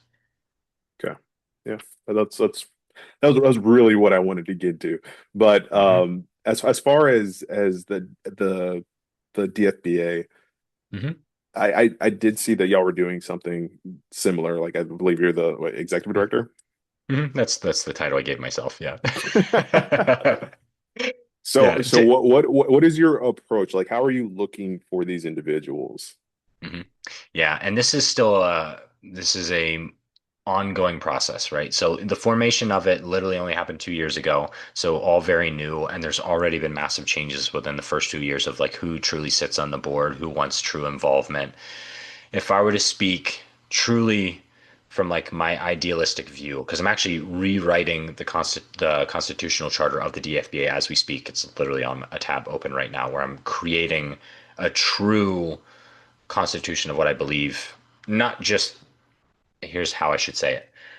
It's for the sport of natural bodybuilding. Because when I say DFBA, a lot of people instinctively think of any sort of acronym associated with natural bodybuilding as being a new federation, where I Hmm. truly don't want that to be the case for the DFBA. I really want it to truly be an alliance of institutions within the industry that have the ultimate goal of propelling natural bodybuilding into the future. By saying that, it is, yes, federations, but it's also media presences. It's also potentially governmental bodies. It's all these different things, all of the aspects that support natural bodybuilding. So the board, in my mind, for the DFBA shouldn't just be federation executives. It should be representation of athletes, representation of coaches. It should be representation of the other institutions within the sport, right? The media presences, the judges, lots of different things like that. And as for who sits on those, it shouldn't be my say. Again, it Okay. should be the will of the people, right? So we're still working on how to make that happen in future iterations. Obviously, to start, you have to just kind of hand select people, go And through some yeah, vetting yeah, process yeah, for yeah. it. Yeah. But eventually, it's a matter of like, okay, so we have, if we broke down the globe into if we thought of it in two different ways, we could break down the globe into geographical regions, right? North America, um, Europe, Central America, South America, right? Each one of those individuals has a representative on the competitive side of things. They are voted into power from the federations that are in agreement with this charter. This is our guy. And any questions, concerns we have goes to this guy who then relays that to the board. And there's an ongoing voting process with term limits and all of that, right? Very much democracy. Hmm. But beyond just those federation executives or promoters, judges, whoever they are within the true competitive side of the sport, it's also, there's many different media bodies within natural bodybuilding, right? Lots of different podcasts, lots of different social media channels. They should have a say as well because they also have a responsibility to, the term I'm using is like steward the sport into the future, right? So Yeah. Natty News Daily, Bodybuilding Down Under, Revive Stronger podcast, Iron Culture podcast, all of those, right? They have somewhat of an obligation to promote the sport, and they should then have a say in helping shape the sport, right? So that collective of people should have a representative that sits on the board, right? So Same how as do you how do you determine that though? Like is it just like out of that because you're naming specific, I guess you'd say groups or entities, organizations. institutions. Yeah, yeah. Yeah, it's is it based on following? Is it based on impact? And how do you determine that? Like, Those groups would have to, the process to become what's called a signatory for the Constitution is as simple as reading through the philosophy, the understanding, the things that we are working to build and abide by, agreeing to those, and pretty much signing that you will uphold those principles and mhm, philosophies. okay. So not everyone's going to do that. And if they're not willing to do that, well, then obviously they shouldn't have a place on the board or a voting power in the movement of the sport, right? Because in my belief, and this is maybe egotistical, the way I'm writing it is for the benefit of the sport, right? So if Yes. you want a seat at the table, you got to play nice and you Yeah. got to abide by these, not rules necessarily, but just guiding principles So then that kind of limits out some people because they're going to say like, I don't need to be part of this. I'm going to go do my thing, and then that's fine, right? You're not up for this potential role. Yeah. Yeah. Okay. Yeah. It's Yeah. complex. I haven't ironed out all the details. Obviously, I'm still like actively working on some of the bylaws and things like that, which will kind of like put a process in place for what that exactly would look like. But Yeah. if we were to just think about it, I mean, at the end of the day, if we purely just looked at it from the competitive side of things again, you have 10, 15 different federations that have signed on saying like we will abide by these things, which are very standard things that we should all probably be able to agree on, right? Supporting each other, not actively attacking each other, allowing, athlete first mentality, true integrity within testing of the sport, stuff like that, right? If those people can then sit at a table, it provides them an opportunity to have further discussions into how they can assist each other, how they can collaborate with each other, and how they can build to support each other, where shows build off of each other, where they're not encroaching on other people's territory, where maybe they're even consolidating their own show schedule to reallocate their own sources into their own shows to make them bigger because they know that their athletes can then now go compete with XYZ other region, federation, executive, whatever it is, in a show that's of equal caliber, right? So it's just trying to get people to play nice in the sandbox for once. Yeah. Yeah. It's a pipe dream for sure, but No, it's we're it's it's we're it's trying. it's not. It's going to take time, right? And Hmm. I think that's kind of where I've really I really have things. It's like I sat down and I'm like you just gotta go slow because this Hmm. is, especially if it's something that's really really important. Hmm. Like it's gonna take time. Yeah. And it probably will go through multiple different versions for you, right? Exactly. Where Yeah. you might even start before you think of even like an advisory board, thinking even lower hanging fruit of just moderators, right? Think of like message forum type idea, right? Because all these Yes. people can post whatever they want, they can say whatever they want, but there's got to be somebody that says like, these are our rules. You can't say that, right? Don't Yeah. do that, right? So maybe even starting with like a moderation team that's looking through some of the reviews. Maybe there's some built-in like AI or automation that flags certain keywords, much like a lot of these forums have. Which, like, if it's inciting violence, things like that, Sure. where you're like, Yeah. yeah, you, yeah. Yeah. All of that will be there. Hmm. I think more of what it is that I'm looking for is to make sure that the actual structure of the reviews is um providing the most useful and insightful information to people. You know, the idea behind it is great. I get that everybody that loves that, but in order to make sure that people are actually benefiting from it, it doesn't turn into like a gossipy thing, right? Hmm. That's my main concern. I want this to grow into a specific lane. I don't want it to be just shitting on people. Hmm. Yeah. There has to be those, again, you talked about your guiding principles. I have that, right? But for something like this, um, there's still just enough diversity in what people think is right, and that I want a larger collection of people to help Hmm. guide the Oh, process a bit. oh, Yeah, absolutely. Yeah, I mean, you need assistance with a project like this, right? Because it is a massive endeavor.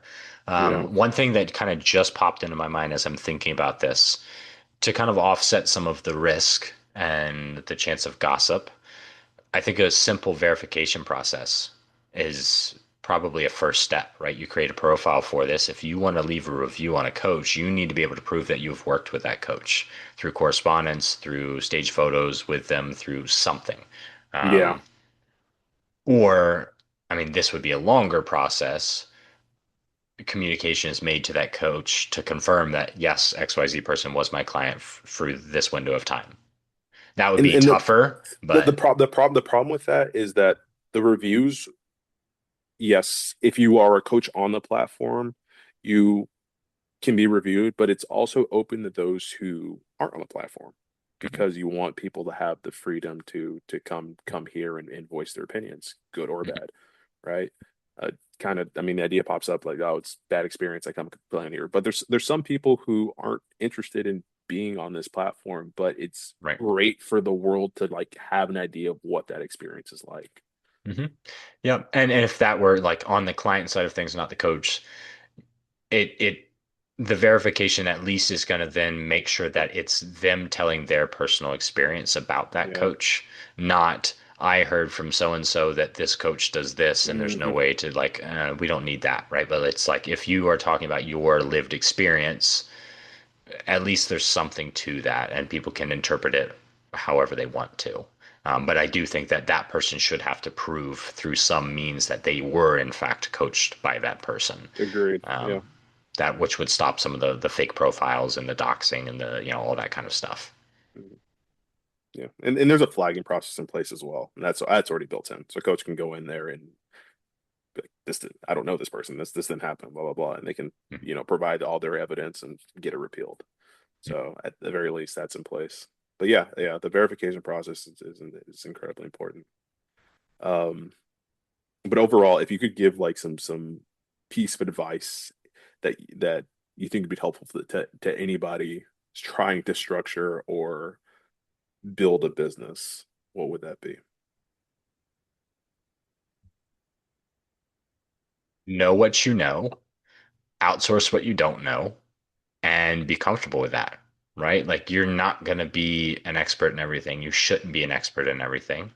And the more that you try to be, the more you probably hold yourself back, right? Because the thing that you're not good at that takes you 5 hours to do, an expert in that field is going to take 10 minutes to do it, right? Hmm. And that frees you up to be really good at the thing you're really good at. And in that situation, then just like surround yourself with the people that cover your weak points. That's what I try and do in everything I do, right? Like I know what I'm solid at, I know what I'm really weak at, and I will rely on other people for that.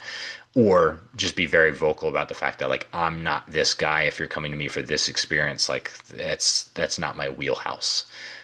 So I think just being very not critical of yourself, but self-aware I think is massive for business because obviously it comes down to like what you're able to do. Yeah, Every person's had some grand business idea, but if you can't actually implement it, like it's not going to it's come to meaningless. fruition. So Yeah, yeah, yeah, yeah, absolutely.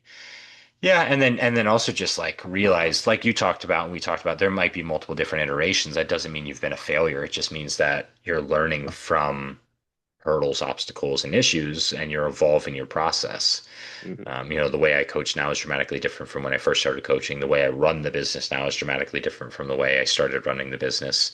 And it doesn't mean that that was bad then. It just means I didn't have the comprehension to understand how to do some of the things I'm doing now on like the technological side of things, the admin side of things.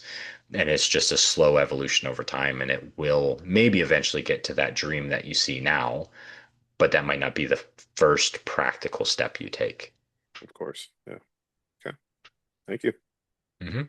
So let's talk about your legacy. What do you hope people remember you for?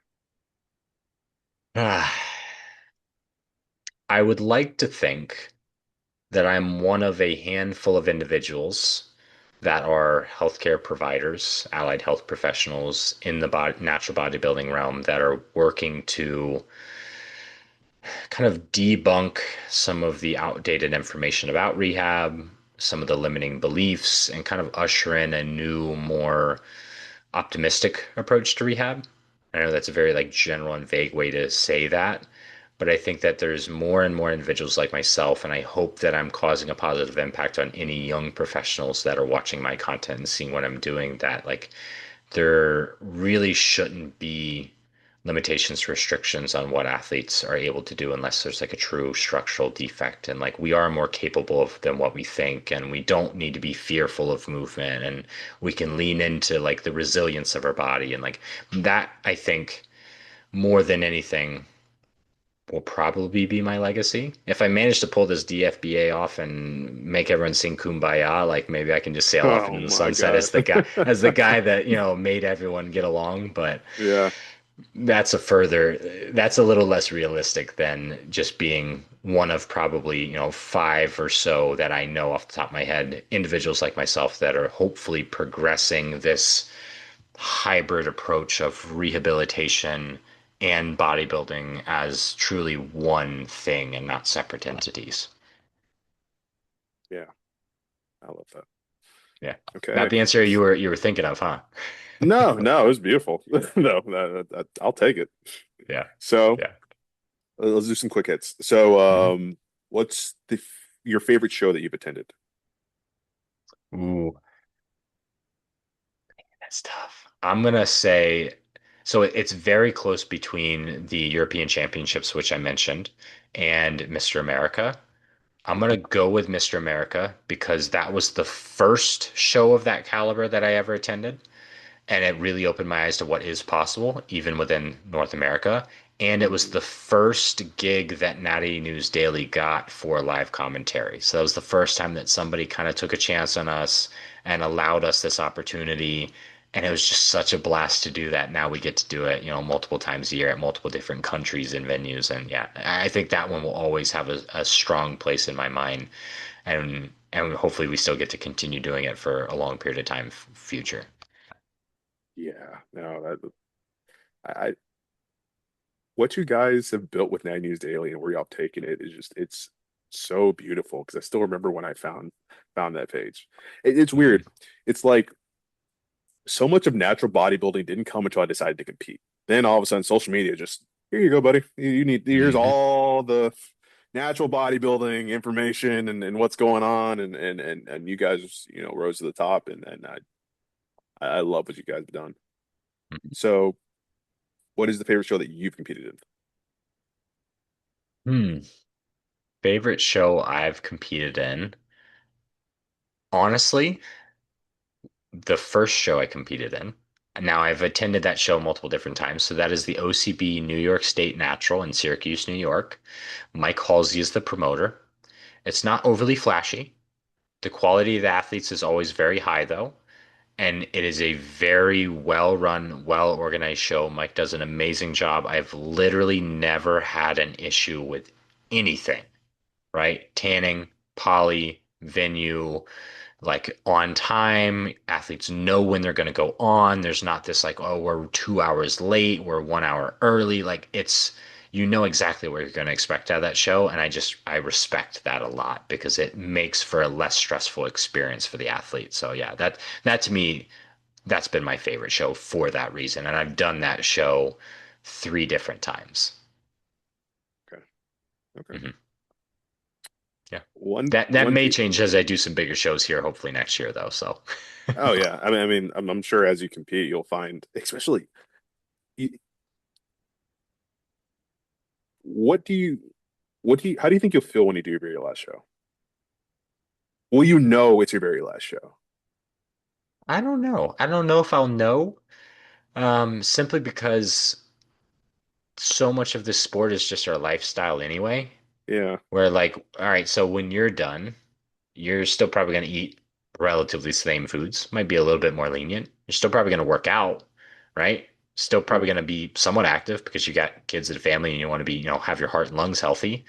So you may say you're done, and then 5 years passes, and you're like, I could still lose 30 pounds and step on stage again. There's nothing stopping me. So I don't know if there really is ever a timeline where I see that I could be completely gone from the sport. There might be large lapses just based on life.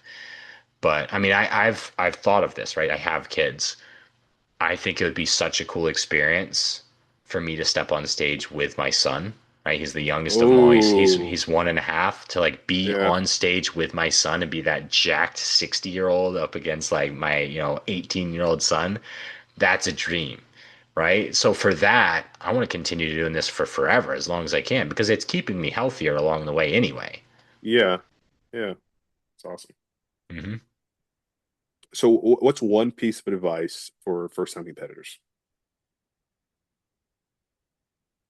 first time competitors, if I had to go one piece of advice, the practical thing would be to say lose 10 more pounds than what you think you need to lose.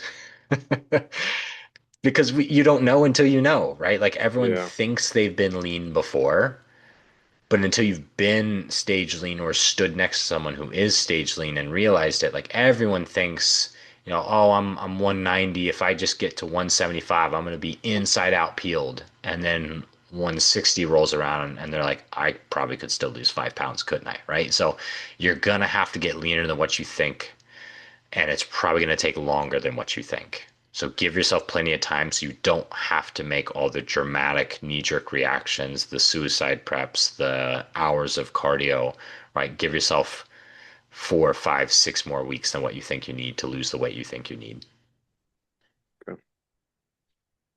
So, who is one person in natural bodybuilding everyone should know? Hmm. I could take this in so many different ways. Um, Unless you run it. Honestly, I've already mentioned him once in this podcast, so he holds a strong place in my heart, personal and professional. I think a lot of people would be better off knowing, listening to, and learning from Eric Helms.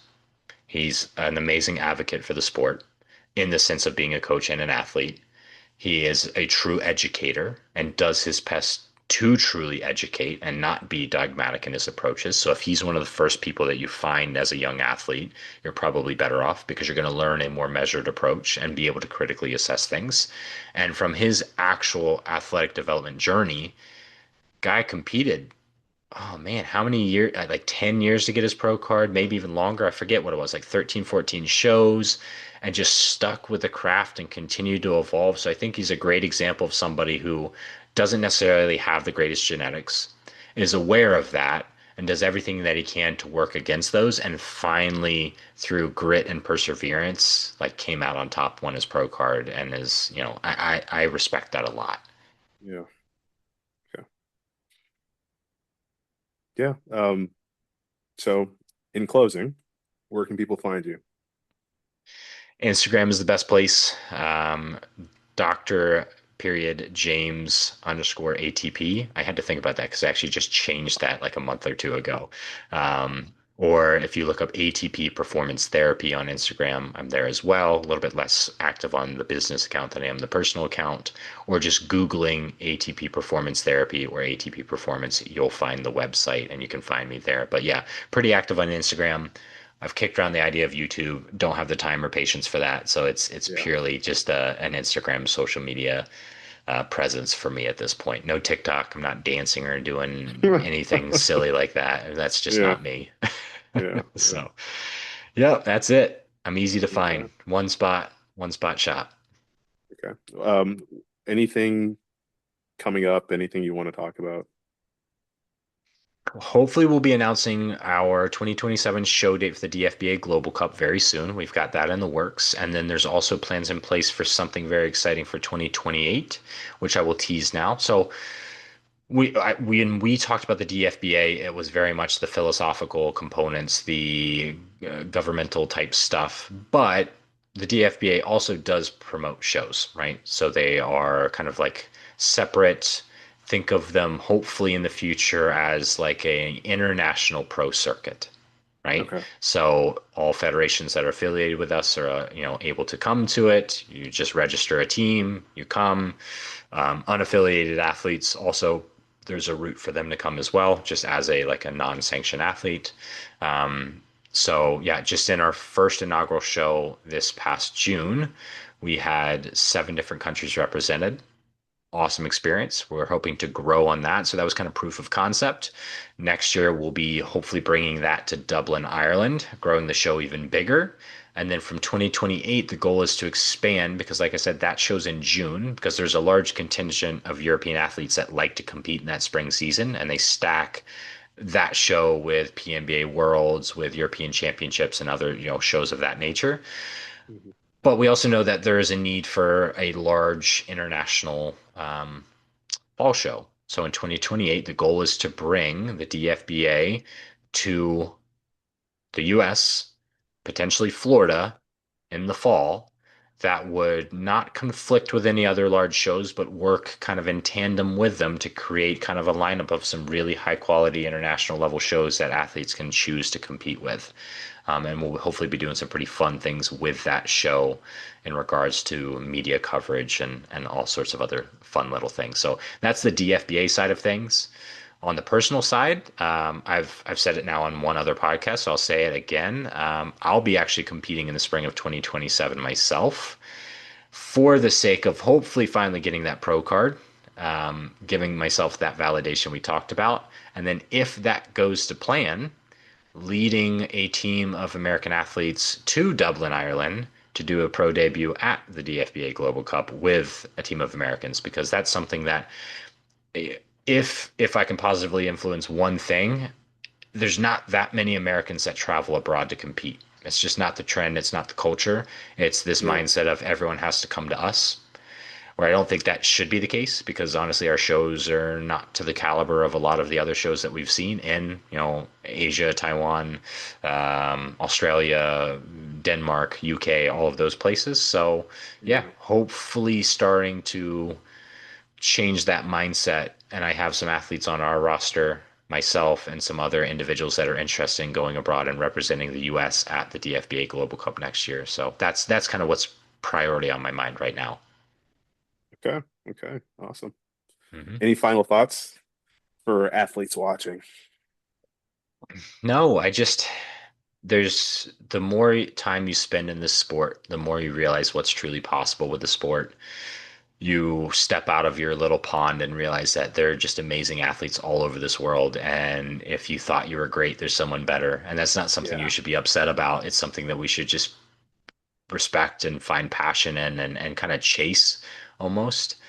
And yeah, it's fun to see. And the sport will give back to you as much as you give to it, right? There is a way that you can give, pass on to the next generation, and also support yourself and those around you with this sport if you can be creative. yeah. Well, James, Yeah. I appreciate your time, man. This was great. I, Yeah. I learned a lot, and I think a lot of people are going to get a lot from this. So I appreciate you, No, man. I appreciate you platforming me. It's always a fun experience being on the other side of the microphone, right? Not interviewing Yeah, someone and getting to I'm spread my sure. knowledge. It's a fun time. So yeah, I know this was a good conversation. I hope people kind of pick a couple things, glean a couple, pieces of wisdom from it, and incorporate that into their own practice, their own journey. Thank you. Yeah, absolutely.